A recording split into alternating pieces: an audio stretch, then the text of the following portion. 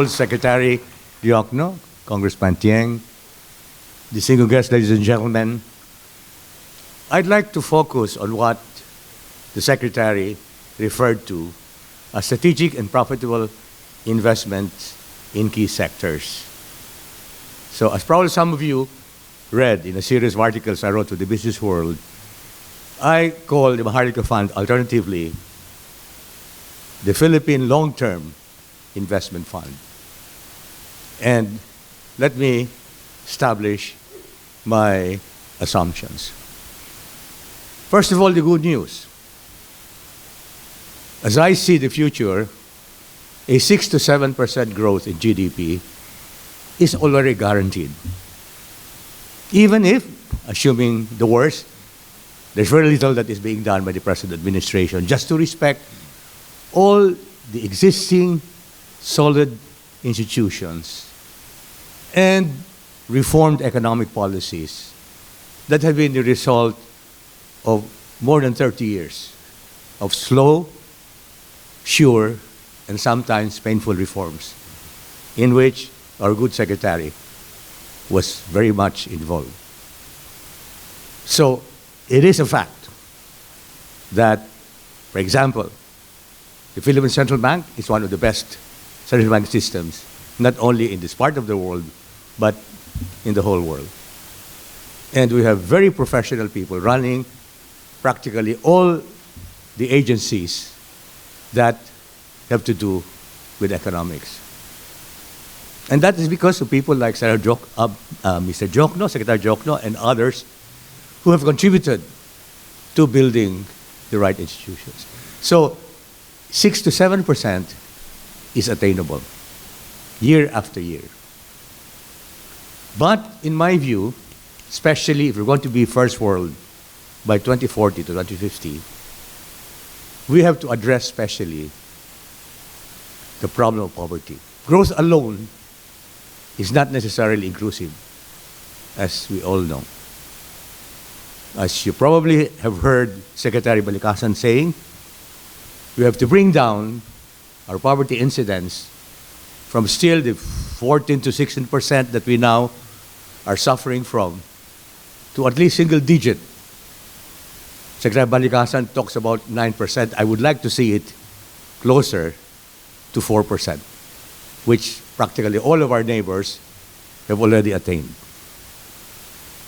And 6 to 7% will not be sufficient if we're going to really have inclusive growth. The good thing is 8 to 10% is attainable if, number one, we are able to stop the yearly decline in the agriculture sector. As you have seen in the latest data, for the last 3 years, agriculture has been negative.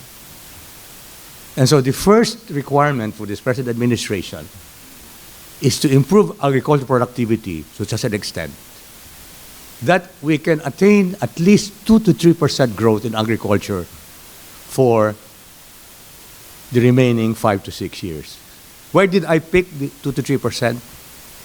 Thailand and Vietnam, the best countries in Southeast Asia in the field of agricultural productivity, have been growing their agriculture at 2 to 3% for the last 20 years. As you know, it's not easy to grow agriculture. So many uncertainties, weather, pests, etc., etc. So 2 to 3% is not too much to ask of the President, who is now Secretary of Agriculture. So this is the first requirement for us to be able to attain 8 to 10% GDP growth rather than just 6 to 7%. The second requirement, and this is very much related to what we're talking about, the MAHARLIKA Fund, precisely those strategic and profitable investments that we have to promote, is for us to increase the rate of investment to GDP from the low of 20 to 21% that we now have to the average of our neighbors. that can be anywhere from 25 to 40%. Our neighbors are investing much, much more of the GDP. Now, sometimes we jump for joy when we are told there is revenge spending, revenge traveling, revenge tourism. And of course, there's reason, because then a lot of our companies are selling to the domestic market, and what they're producing are usually consumer goods.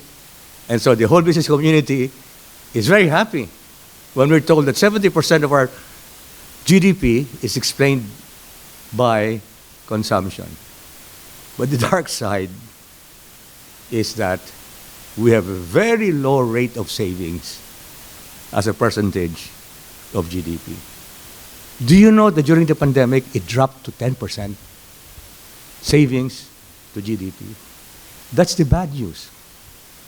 That means that there is very little domestically that we can use for long-term investment. And to make matters worse, and it was not the fault of anyone, during the pandemic, we had to borrow. And now, as you very well know, our debt to GDP ratio is over 60%, which is untenable. And that is why Secretary Jokno and company are trying their best to make sure that by the end of the Marcos administration, that will be back at least to 40%. But remember, before the pandemic, the average was 30%. That 40% is already safe. That means that our government is constrained to continue in a very big way the build program that Secretary Jokno and company started during the Duterte administration. And so there's only one conclusion. If we want to improve our telecom system, our transport system, all the areas now in which foreigners can own 100% of equity, thanks to the amendment of the Public Service Act. In fact, if there are two things that I will remember as an economist, the Duterte administration for, it's the build, and the amendment of the Public Service Act. That has put us at the same level as Vietnam in welcoming billions and billions of dollars of foreign direct investments. Do you know that Vietnam has been attaining $15 to $20 billion worth of foreign direct investments, at least for the last 5 to 10 years? Double, sometimes even triple our FDIs, because we were still so close to foreigners before. Now that no longer is the issue. And that's why I want to focus a lot on what the Secretary mentioned, that one of the objectives of the MAHARLIKA Fund is to enable it to partner with foreigners in these strategic and profitable investments.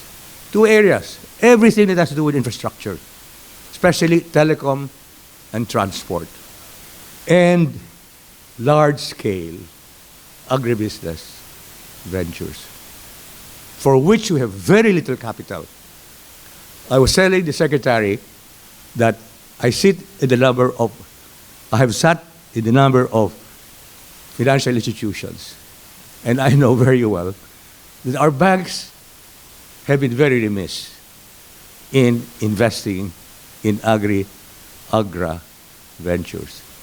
Our banks prefer to pay hundreds of millions of penalty because they're so averse in investing in agriculture. And sometimes they definitely are justified because there are just too many risks, including government neglect of infrastructures in the rural areas.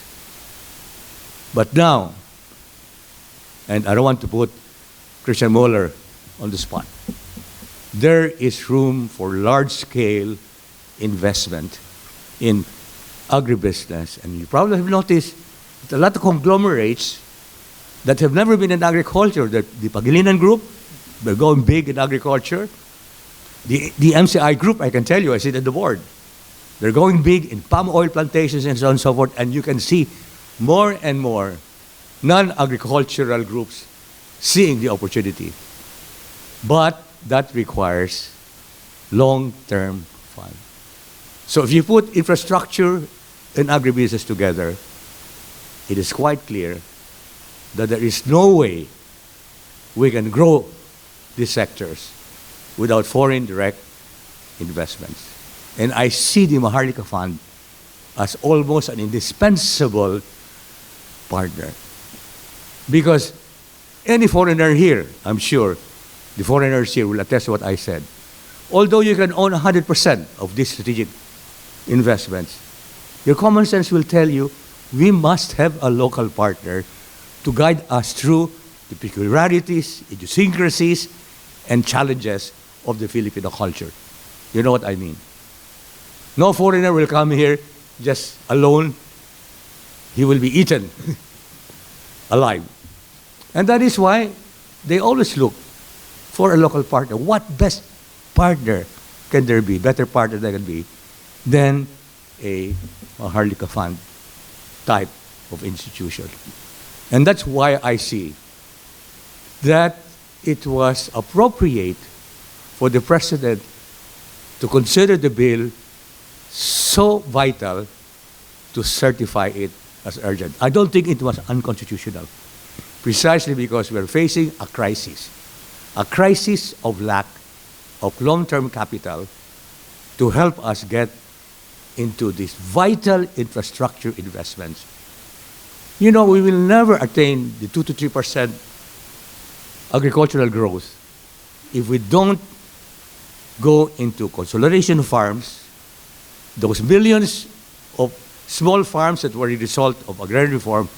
They have to be reconsolidated, especially in the coconut industry. It's a no-brainer. How can just 1 to 2 hectares that each coconut farmer ever attain productivity unless you put them together either through cooperatives or through my preferred approach, the Malaysian nucleus estate. The Malaysians were so effective in putting together hundreds of thousands of hectares of small units, either to Felda. I'm sure many of you who have studied the Malaysian model know, federal land consolidation, federal land regulatory body, or through Sime Darby, Guthrie, they're like Del Monte and Dole, working with small farmers and getting them to put their farm units together to attain economies of scale. That is the next stage of our agricultural development. If we don't do it, we will never be able to grow our agriculture. And the second requirement is diversification. We've been too focused on rice. 70% of all our resources in agriculture are focused on rice. We know that that was not the right economic decision. We should have gone into cacao, into coffee, into avocado.